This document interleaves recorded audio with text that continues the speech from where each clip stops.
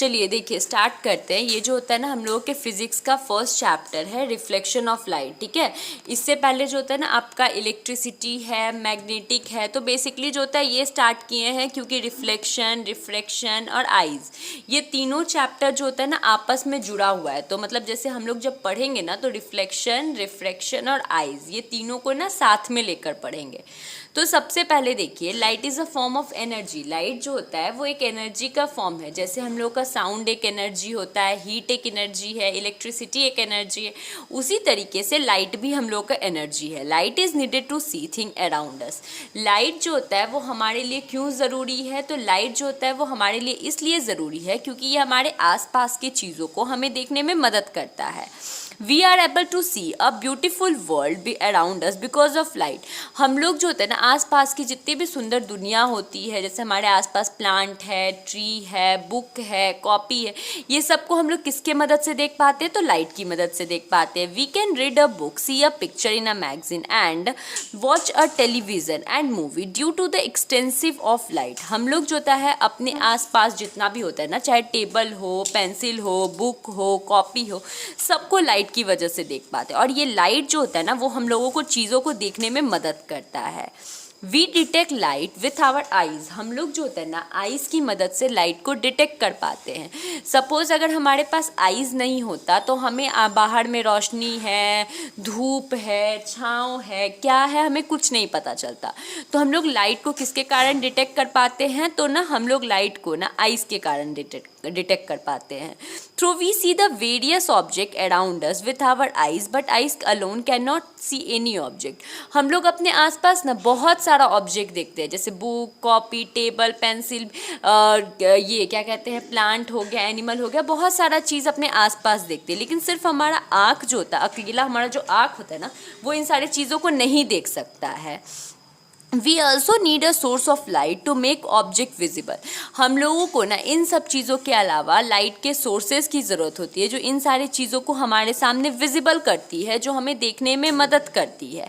For example we can not see any object in a dark room or in the darkness of night because there is no light in a dark room or in night the object visible. हम लोग ना रात के time में या फिर किसी room में पूरा अंधेरा कर दे और हम लोग चाहे कि उस रूम का हम लोग हर चीज़ देख पाए तो ये पॉसिबल नहीं है हम लोगों के लिए। But as soon as an electric bulb, लेकिन जैसे ही हम लोग इलेक्ट्रिक बल्ब ऑन करते हैं तो हम लोग जो होता है जैसे ही इलेक्ट्रिक बल्ब ऑन करते हैं तो क्या होता है ना, इलेक्ट्रिक बल्ब ऑन किया तो वो बल्ब का लाइट जो होता है उस ऑब्जेक्ट पर गिरता है। सपोज एक रूम को हम अंधेरा करके रख दिए और फिर बाद में उसमें इलेक्ट्रिक बल्ब ऑन किए तो वो इलेक्ट्रिक बल्ब का जो लाइट होता है ना वो उस रूम के ऑब्जेक्ट पर गिरा और वो ऑब्जेक्ट हम लोगों के पास रिफ्लेक्ट किया, जिसके कारण से हम लोग सारी चीज़ों को देख पाते हैं। Light enable us to see object which is come from it which is reflected. Light जो होता है वो हम लोग कोई भी ऑब्जेक्ट को, किसी भी तरीके के ऑब्जेक्ट को कैसे देख पाते हैं? जब लाइट किसी भी ऑब्जेक्ट पर गिरता है और वो ऑब्जेक्ट क्या करता है, उस लाइट को रिफ्लेक्ट करता है। फॉर एग्जाम्पल से, जैसे एग्जाम्पल के लिए समझिए, sun give out light. Sun जो होता है वो लाइट देता है। We can see the sun because the light coming from the sun enter our eyes. हम लोग जो आसपास जो होता है सन को कैसे देख पाते हैं, या फिर आसपास जो पेड़ पौधा होता है वो तो हम लोगों को लाइट नहीं देता है, लेकिन हम लोग कैसे उसको देख पाते हैं? क्योंकि सन का जो लाइट होता है वो सारे ऑब्जेक्ट पे इक्वली गिरता है और वो सारे ऑब्जेक्ट क्या करते हैं, उस लाइट को रिफ्लेक्ट करते हैं। द ऑब्जेक्ट लाइक द सन, कुछ ऑब्जेक्ट जैसे सन हो गए, स्टार हो गए, इलेक्ट्रिक बल्ब हो गए, ट्यूबलाइट हो गया, टॉर्च हो गया, कैंडल हो गया, which emit their own light is are called luminous object. ऐसे ऑब्जेक्ट जो कि जिनके पास अपना खुद का लाइट हो, जिनको लाइट के लिए किसी पे डिपेंड ना रहना पड़े, इनकी जिनके पास अपना खुद का लाइट हो, उसको हम लोग क्या बोलते हैं? ल्यूमिनस ऑब्जेक्ट बोलते हैं। अब ल्यूमिनस ऑब्जेक्ट क्या हो गए? जैसे इलेक्ट्रिक बल्ब हो गया, स्टार हो गया, ट्यूबलाइट हो गया, आपका टॉर्च हो गया, कैंडल हो गया, ये सब हमारे क्या हो गए? ये सब हमारे ल्यूमिनस ऑब्जेक्ट होते हैं। We can see the luminous object because due to the light emitted by them. हम लोग ल्यूमिनस ऑब्जेक्ट को क्यों देख पाते हैं? क्योंकि ये लाइट जो होता है वो हम लोगों को अपने पे जो लाइट, ये क्या करते हैं, लाइट जो होता है अपने थ्रू इमिट करते हैं। Through luminous object very small in number but they help us to see a large variety of non luminous object around us. अगर हम लोग ल्यूमिनस ऑब्जेक्ट का कंपेयर करें नॉन ल्यूमिनस ऑब्जेक्ट से, नॉन ल्यूमिनस ऑब्जेक्ट का मतलब क्या होता है? ऐसे ऑब्जेक्ट जो इनके में अपना कोई भी लाइट ना हो।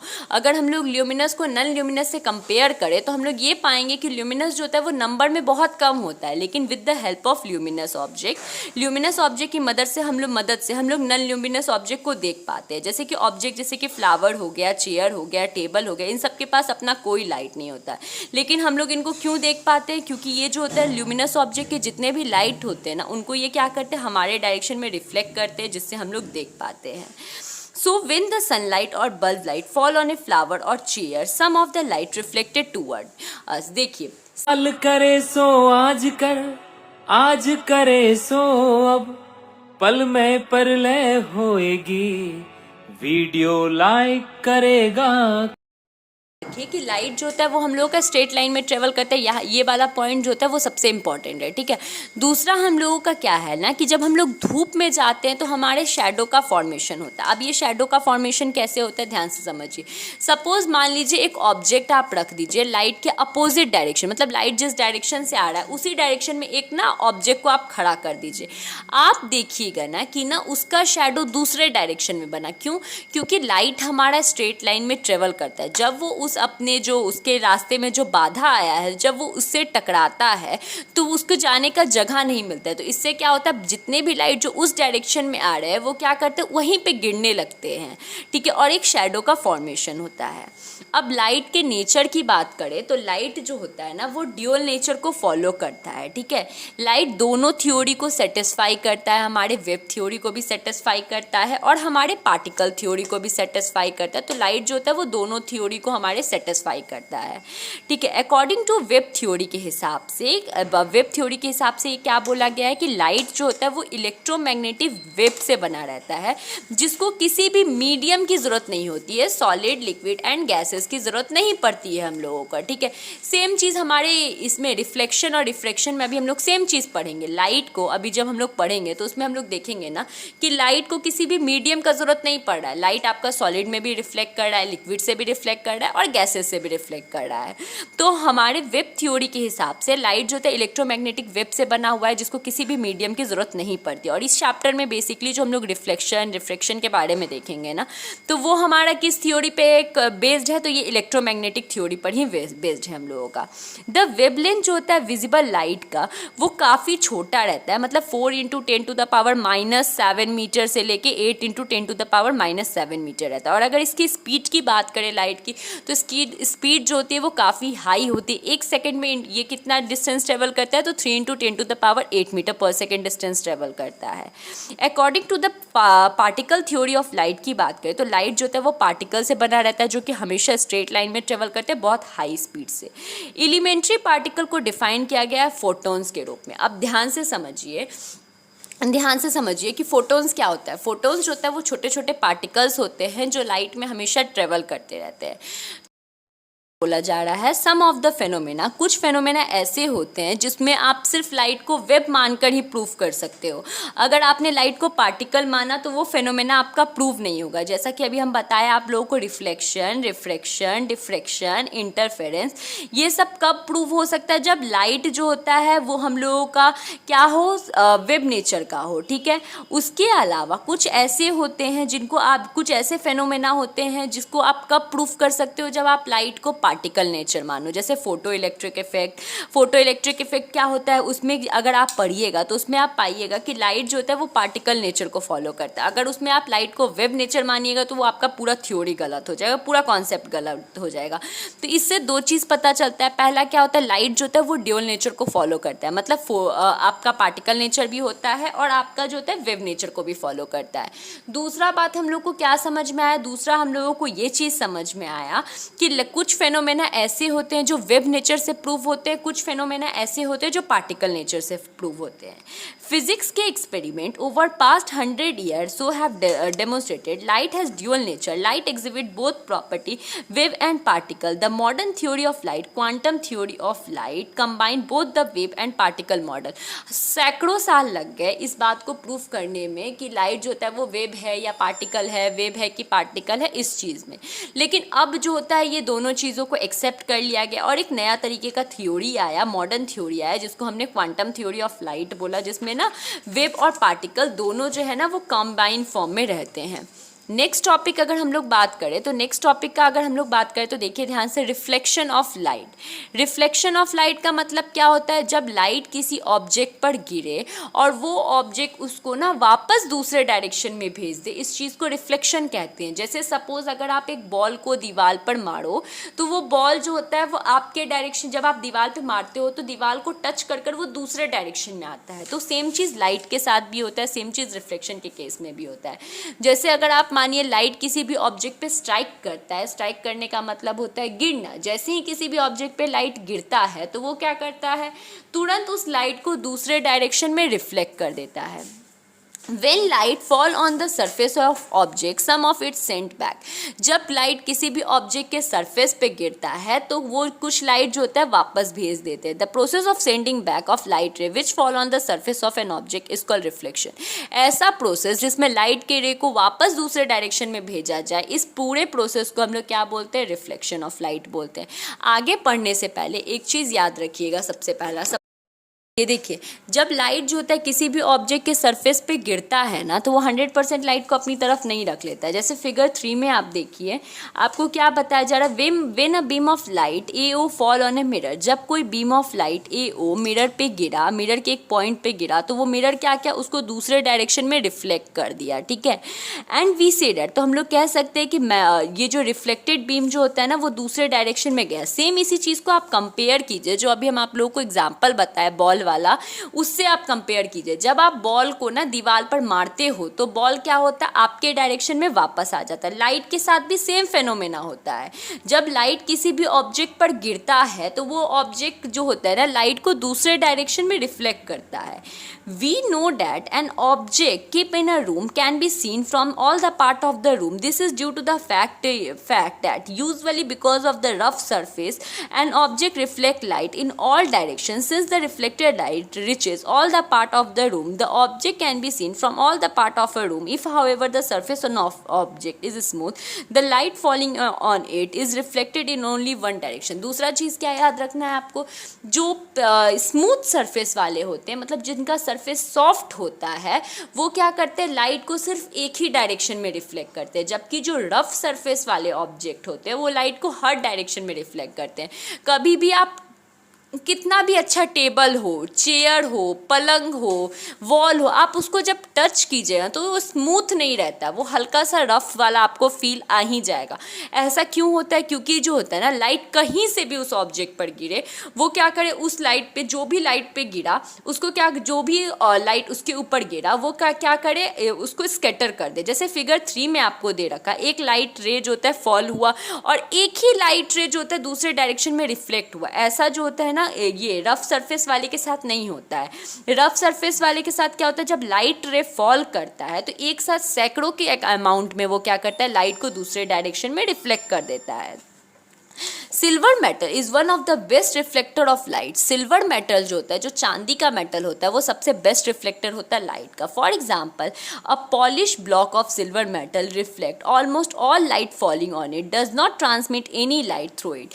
जो सिल्वर मेटल होता है ना, अगर उस पर आप 100% लाइट गिरा रहे हैं तो उस 100% लाइट का वो 99% लाइट जो होता है वो हमारे डायरेक्शन में भेज देता है, ठीक है। थोड़ा सा ही लाइट अपने पास रहता है, लेकिन अगर हम लोग दूसरे ऑब्जेक्ट से उसका कंपेयर करें तो दूसरे ऑब्जेक्ट क्या करते हैं, हमारे जो होते हैं ना बहुत ज़्यादा अमाउंट में लाइट जो होता है वो रिफ्लेक्ट करते हैं, लेकिन बहुत ज़्यादा अमाउंट में लाइट अपने पास रख भी लेते हैं।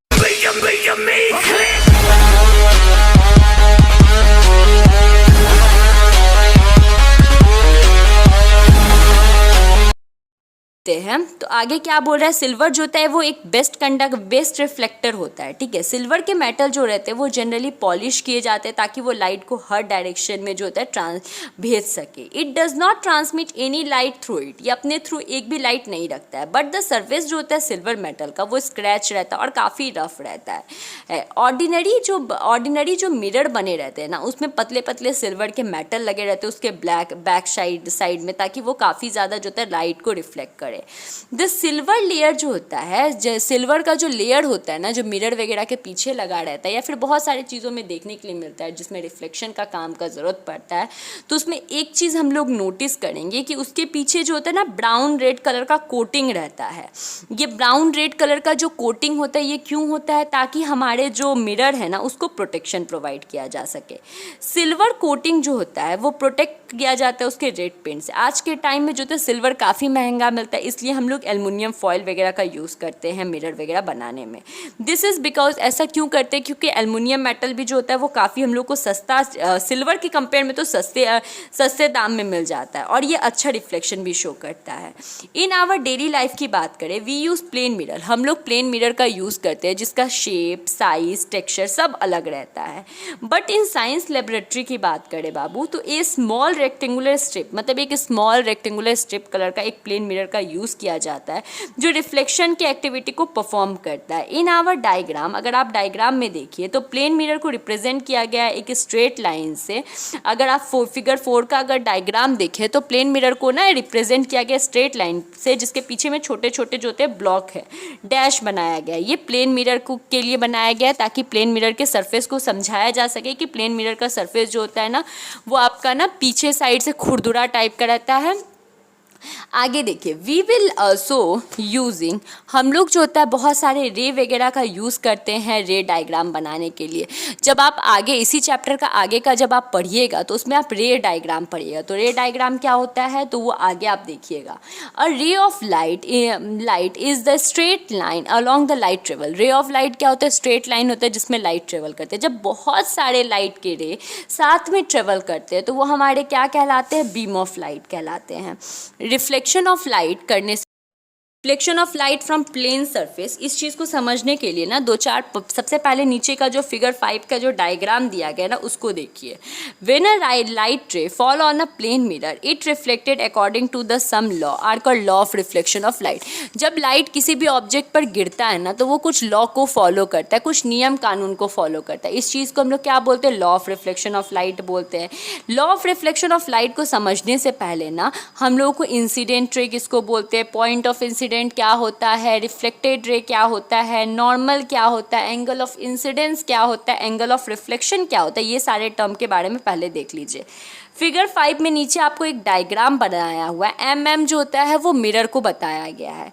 The ray of light which fall on the mirror surface is called incident ray. Light का ऐसा रे जो कि मतलब देखिए एक लाइट का रे है जो मिरर के सरफेस पे गिरता है, जो मिरर के सरफेस पे पड़ता है, उसको हम लोग इंसिडेंट रे बोलते हैं। जैसे ए जो है, एओ जो है ना एक इंसिडेंट रे है जो कि मिरर के सरफेस पे गिरा।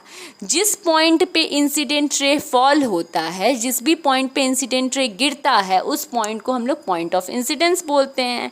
पॉइंट ऑफ इंसिडेंस बोला जाता है आपका, ठीक है, और इसको ओ से डिनोट किया जाता है, ठीक है। उसके बाद देखिए, we know that when a ray of light fall on the mirror then the mirror send it back another direction and we say that mirror has reflected the ray of light. हम लोग ये बात जानते हैं जब light रे किसी भी चीज़ पर गिरता है या मिरर पे गिरता है तो मिरर या फिर कोई भी ऑब्जेक्ट जो होता है उसको ना दूसरे डायरेक्शन में रिफ्लेक्ट करता है, ठीक है। The ray of light which is sent back by the mirror is called reflected light.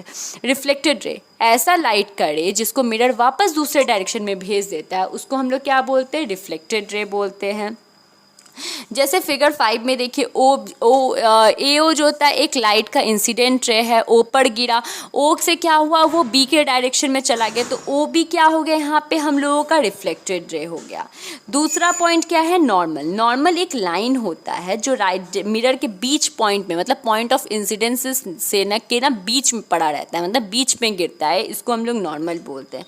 Angle of incident ray और नॉर्मल के इंसिडेंट रे और नॉर्मल के बीच में बनने वाला एंगल जो होता है उसको एंगल ऑफ इंसिडेंस कहा जाता है, और नॉर्मल और रिफ्लेक्टेड रे के बीच में बनने वाला एंगल को हम लोग एंगल ऑफ रिफ्लेक्शन बोलते हैं, ठीक है। एंगल ऑफ इंसिडेंस को आई से डिनोट किया जाता है, एंगल ऑफ रिफ्लेक्शन से को जो होता है ना वो हम लोग ना आर से डिनोट करते हैं। नेक्स्ट देखिए हम लोग का क्या है? Law of reflection of light. Of light क्या होता है? The reflection of light from a plane surface. Reflection of जो लाइट होता है प्लेन सरफेस से, वो 2 लॉ को फॉलो करता है। ये 2 लॉ जो है वो काफ़ी ज़्यादा फेमस है। पहला लॉ क्या है? फर्स्ट लॉ ऑफ रिफ्लेक्शन के हिसाब से कि हमारा जितना भी, फर्स्ट लॉ ऑफ रिफ्लेक्शन के हिसाब से हमारा incident ray, reflected ray, normal सब जो होगा एक ही पॉइंट से पे गिरेगा। उस पॉइंट को हम लोग क्या बोलेंगे? पॉइंट ऑफ, मतलब सेम प्लेन पे गिरेगा। दूसरे लॉ के हिसाब से हमारा जो इंसिडेंट रे रहेगा ना, वो हमेशा किसके इक्वल रहेगा? हमारे रिफ्लेक्टेड रे के बराबर रहेगा। मतलब हमारा एंगल ऑफ इंसिडेंस जो होगा वो हमेशा हमारे एंगल ऑफ रिफ्लेक्शन के बराबर रहेगा। तो एंगल ऑफ आर, मतलब जैसे आई इक्वल टू आर होता है। सपोज मान लीजिए एंगल ऑफ इंसिडेंस आपका 45 डिग्री है, तो एंगल ऑफ रिफ्लेक्टेड भी है, रिफ्लेक्शन भी आपका 45 डिग्री होगा। एंगल ऑफ इंसिडेंस जो होता है वो आपका 35 है, तो एंगल ऑफ रिफ्लेक्शन भी आपका 35 होगा। We will now describe what happen when a ray of light fall normally on the surface of mirror। अब मानिए कोई रे ऑफ लाइट है, लाइट का कोई रे है, कोई किरण है, वो क्या हुआ? मिरर पे नॉर्मली पड़ा, मतलब नॉर्मल डायरेक्शन में वो गिरा। तो अगर मान लीजिए if a ray of light incident normally on a mirror, it mean that it travel along the normal to the mirror. अगर कोई लाइट रे मिरर पे नॉर्मल डायरेक्शन में गिरता है, इसका सिंपल मीनिंग है कि वो रिफ्लेक्ट भी नॉर्मल डायरेक्शन में करेगा। इससे क्या प्रूव होता है कि अगर हम लोग का एंगल ऑफ इंसिडेंस 0 है तो हमारा एंगल ऑफ रिफ्लेक्शन भी 0 होगा। तो ये पॉइंट याद रखिएगा कि अ रे ऑफ लाइट जो कि इंसिडेंट होता है नॉर्मली मिरर पे गिरता है, वो उसी डायरेक्शन से ना, मिरर से उसी पथ पे उसी डायरेक्शन से निकल आता है, जिसके कारण से हमारे ये टोटल चीज़ क्या हो जाता है? 0 हो जाता है। Law of reflection of light जो होता है वो हर काइंड्स ऑफ मिरर पे अप्लाई कर सकते हैं, चाहे वो प्लेन मिरर हो, स्फेरिकल मिरर हो। स्फेरिकल मिरर में आप आगे पढ़िएगा, कनकेव मिरर, कन्वेक्स मिरर, हर चीज़ पे law of reflection of light जो है ना वो अप्लाई किया जा सकता है।